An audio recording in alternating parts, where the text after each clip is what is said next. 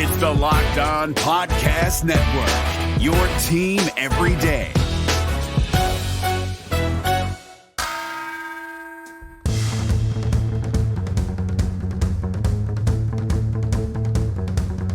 You are Locked On Pelicans, your daily New Orleans Pelicans podcast, part of the Locked On Podcast Network, your team every day.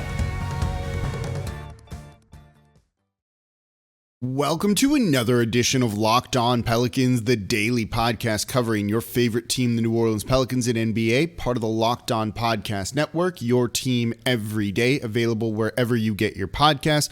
I'm your host, Pelicans Insider, credential member of the media, Jake Madison, at NOLA Jake on Twitter, here with you all on this Tuesday. The free agency first day is done, and it was kind of wild for New Orleans. A bit of a questionable day and a bit of a maybe considered rocky start for the Pelicans in free agency. Losing Lonzo Ball to the Chicago Bulls, getting Devonte Graham in a sign and trade, and at times a questionable sign and trade from the Charlotte Hornets. We're going to look at both of those moves and then kind of look at the day as a whole, because it seems like this is setting up for other things to be coming for New Orleans and other moves to happen. And I'll explain specifically why that is in the third segment of today's show. We're going to start with Lonzo Ball, then we'll get into Devonte Graham, and it's going to be pretty positive about Devonte Graham too. I do want to say, before we start, today's episode, by the way, is brought to you by RockAuto.com. Amazing selection, reliably low prices, all the parts your car will ever need. Visit RockAuto.com and tell them Locked On sent you. I do want to say, when we look at all of these moves, losing Lonzo Ball, bringing in Devonte Graham, we're judging them in the moment, and that colors it to a certain degree because, again, there's more to come. And the other moves that might happen later might completely change the opinions on these two. It's just kind of how it goes doing a daily show. I can only kind of react in the moment while also prepping you and explaining why things might change in the future. So that's something to keep in mind. If you're furious about the day that happened yesterday, that's fine. But no more's probably coming that's going to maybe change your opinion. So keep that in mind when you're kind of forming your own thoughts on what went on yesterday in free agency, because, yeah, it was a lot and kind of crazy, and on the surface doesn't look very good for New Orleans. And we can start with the beginning news of the free agency period, and that was Lonzo Ball leaving, going to the Chicago Bulls within 30 seconds of the clock striking 5 p.m. Central. Shams tweeted out that Lonzo Ball was going to the Chicago Bulls for 4 years and $4 years, $85 million. There it was. It's a lot of money. $21.25 million for Lonzo Ball per season to the Chicago Bulls. It being a sign and trade meant that New Orleans wasn't going to match this restricted free agent offer. They could have kept him for that amount of money. But the Chicago Bulls wanted him there. He wanted to go there. New Orleans just felt that that was too much. It was really, really that simple. So coming back to New Orleans is Tomas Satoransky, point guard on the wing. He's big, 6'7". Garrett Temple, just a veteran NBA guy of LSU too, which is really good. And a second-round pick. You've got to look at this one, first and foremost, not as a trade of Lonzo Ball for those assets. That's not what this was. Pelicans didn't have much leverage in this one. He wanted to go there. It was also over the price that they were willing to pay. They figured they'd toss New Orleans some assets to kind of get it done because Chicago didn't really have the money under the salary cap to make this work, but they wanted to bring him in. This was basically the way they had to do it. You know what? It's not a great return. You just didn't have much leverage, and certainly the Pelicans could have matched. Could have found a way to bring Lonzo Ball back. There would have been some other tricky things there, and he might have gone to another team. Who knows? They could have brought him back essentially at that price. But they clearly had a number they wouldn't go over. They weren't going to pay Lonzo Ball $21.25 million per season. That was too much for them, so they were going to just let him go, and it was really as simple as that. You know, we could see that the breakup between these two was happening over the offseason, despite the fact that, Lonzo Ball expressed, according to David Griffin, that he wanted to stay here, despite the fact that, you heard Zion Williamson say, I want him back, I like him, I hope he returns. For that price, the streakiness, the fact that he's not a good on-ball defender, he's a good off-ball defender and help defender, that he's not a pure point guard, he's more of a wing. Like, I get it. I get why they let him walk, for basically nothing in return. It's disappointing. If you thought that this was the way it was going to go, maybe you should have tried harder to move him at the trade deadline to get something in return, because Satoransky's on a 1-year deal. Garrett Temple signed for 2 years, $5 million each. He's easy to move and it's no big deal, and he's a useful guy to have around. Second round pick really isn't valuable. They're just essentially not getting anything in return for Lonzo Ball. It's kind of what this one was. So it's clear the Pelicans just didn't think he was part of the future, didn't want to pay him that money, and let him go. Again, it's disappointing. Maybe they could have done something with Lauri Markkanen. Maybe they still could do something with Lauri Markkanen, because, again, we've said this is nothing's finalized yet. Nothing's going to be finalized for a little bit, and things are still evolving. And again, stay through the third segment, and I'll explain what I mean more about that. They're going to potentially be expanding that trade they made with the Memphis Grizzlies. So it's not just the Pels in Memphis anymore. There's 3 teams, 4 teams, 5 teams, 6 teams. This could be one of the most complicated things we've ever seen, and I'll explain why you're going to see a lot of that here with the Pelicans and what they're looking to do. But Lonzo Ball gone, disappointing, not a great return on him, but you can't look at it like that. Essentially, he said, I don't want to be here. And if the Pelicans wanted to bring him back, they could have in an Eric Gordon-esque situation. But at a certain point, if you're trying to build a big culture around Zion Williamson, I don't even know if that's the move you wanted to go with. Disappointing that they didn't get something for him maybe earlier in the season at the trade deadline, but it just kind of is what it is. I'm not really a ton upset about that. It's when you start to factor in the next move and then kind of look at things that things start to get a little bit questionable, and you start to wonder where New Orleans is going, and that's fair because we don't have all the answers just yet. But we're going to talk about Devonte Graham and that move, the big move so far for the Pelicans in terms of bringing players in. We'll talk about that coming up here next in today's edition of Locked On Pelicans. But before we get to that, this episode is brought to you by RockAuto.com. Look, it's impossible for your local chain auto parts store to stock all the parts you need. They're not going to know exactly what kind of trim and stuff you have on your car. They're going to have parts that generally fit but aren't that kind of exact OEM match, and that can be a big problem. It might work, but you might need to kind of get it in there, make it fit a little bit better. You don't want to have to deal with some of that times. You just need a part that's going to keep your car running, because if you try and take it to a shop or a new car dealership for repairs, they might not be able to see you for months. Call your place. They're not going to be able to get you in right away. That can be a problem. And if they do, you're going to pay way, way more just to keep your car running for work that you can do yourself. So save time and money when using rockauto.com. Do not choose to spend 30, 50, 100% more for the same parts from a chain store or a car dealership. Order the AC compressor. Order all of my parts through rockauto.com to repair all 3 of the cars that we have here. They're the cheapest I've found by far. I promise. Whether you need tools to do some of the work, you can get them cheap there too. The parts, whether you need things like motor oil, windshield wiper fluid, all of it's going to be cheaper at rockauto.com because they're a family business serving do-it-yourselfers for over 20 years, and their prices are reliably low for every single customer. So go to rockauto.com and explore their easy-to-use website today to find the solution to your auto parts needs. So go to rockauto.com right now. See all the parts available for your car or truck. Write Locked On in their How Did You Hear About Us box so they know we sent you. Amazing selection, reliably low prices, all the parts your car will ever need over at rockauto.com. All right, continuing to talk about the Pelicans in the first day of free agency. Question marks all around about what they're doing. But the one move we really can evaluate, because this is the guy that is for sure going to be on the team next year, is Devonte Graham, point guard from the Charlotte Hornets. The Pelicans acquired him later in the evening in a sign-in trade with the Charlotte Hornets to bring him over. They're going to be paying him about $11.75 million per season, 4 years, $47 million. Overall, it's a pretty good contract. On the surface, I like Devonte Graham for the most part. I don't think he's a paradigm shift, a game changer, the likes of, say, a Malcolm Brogdon or a Kyle Lowry. More on Brogdon in a minute. But clearly, once the Pelicans kind of struck out on Kyle Lowry, they were left going for plans B, C, D, and all of that. Lonzo Ball leaving made that not really an option for them anymore. So they looked to other guys, and you heard links of Devonte Graham to the Pelicans throughout the day, and it was clearly something and someone that they were very keen and very high on. So they brought him in, and you could, on the surface, you can really, really see why. This is a guy who at 26 years old, so a little bit older, is going to be entering his 4th season next year. He's played 3 years in the league right now. And 2 years ago, he broke out in 2019-2020 with the Charlotte Hornets.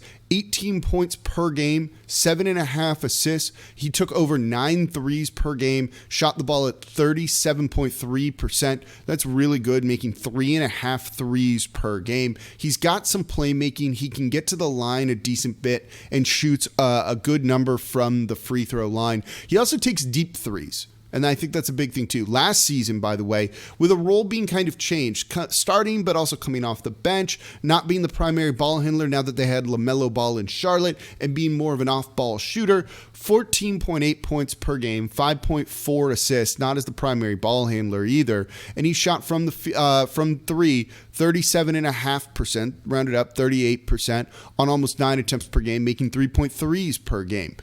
Those are good numbers. Those are really, really high volume. And when you look at his numbers in catch and shoot situations, he's excellent. 42.6% last season in catch and shoot threes, 41.8% the season before that. He's one of the better catch and shoot guys in the league when it comes to three-pointers. And guess what? He is going to get a ton of open threes in the catch and shoot situations because you're playing alongside a guy like Brandon Ingram and, more importantly, Zion Williamson. He's going to get all the catch and shoot threes he could possibly want. I like that. You needed to add more shooting to this team. The Pelicans did it at a pretty good contract for that guy. Right around $12 million per season. I think that's a fine number for what he gives the team. He also has some decent playmaking in him. Those assist numbers are no joke. He doesn't drive a ton, but he doesn't mind trying to get downhill and at least bend a defense a little bit, at least when he's been some of the primary ball handler at times. He's not necessarily a shot creator for himself. He certainly is mainly a catch and shoot guy. His numbers in pull-up situations are not good. So if the game is in the fourth quarter and he's trying to kind of create for others, we have a problem here. He should be the outlet guy for the Pelicans. And if he's doing all of that, yeah, I think he's going to be able to do incredibly well. I'm trying to pull up his drive numbers as I'm recording this right now so that we can kind of see what some of these are. And I can't remember what they were at the top of my head. 5.6 drives per game, so really around the same as Lonzo Ball. So essentially just a really good shooter that can do a little bit of playmaking. And I think, cool, I think that works. He's cheap. He's significantly cheaper than Lonzo Ball is.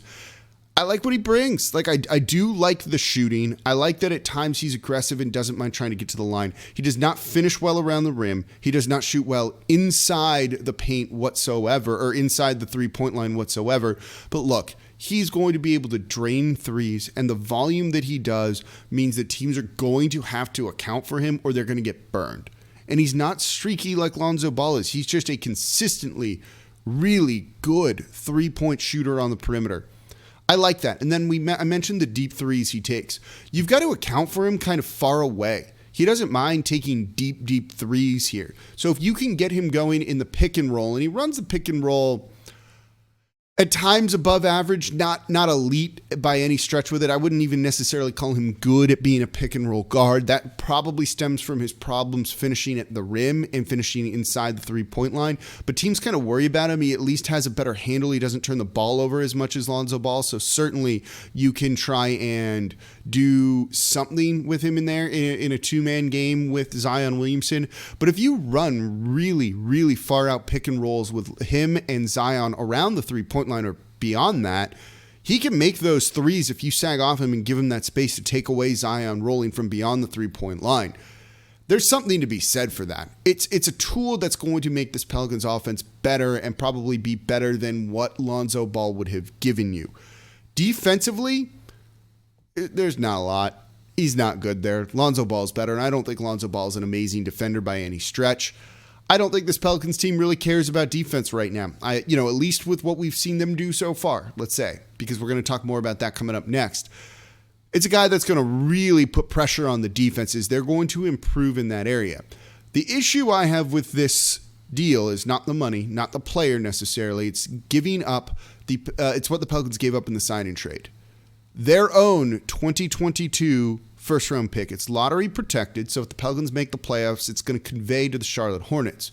But I don't think Devonte Graham is such a paradigm shift or such a game changer for New Orleans that it's going to significantly elevate this team. This team that I'm looking at right now, there's more to come, and we'll talk about that. But right now, I don't see this team being that much better than what they were last season. Play-in tournament? Yeah, probably.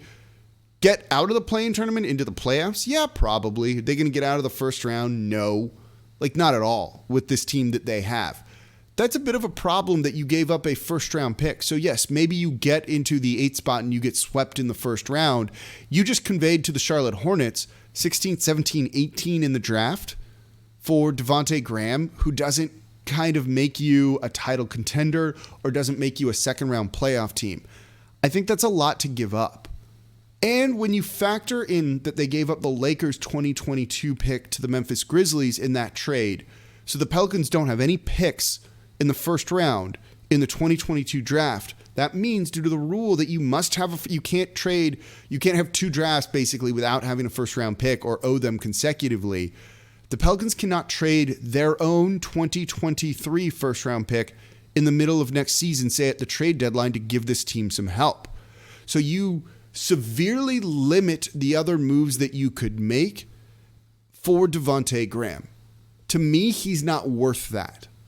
So on the surface of it, from that perspective, I don't quite like it. I like him as a player, but just not in a sign and trade situation where you give up that pick. That means you can't trade your 2023 pick. If they had just cleared the cap space to sign him outright, you'd not hear me complain at all about this move. But they deliberately did it as a sign-in trade. And that's where I want to go to in the next segment. They could have cleared the cap space for him and not given up a first-round pick. So first-round pick for him is really freaking questionable. It is. There's no other way to put it, especially when you factor in that stuff about the 2023 pick for Devonte Graham. He's not that big of a player and that much of a game changer to elevate you so much that this was worth it. You need to get more out of trading those picks.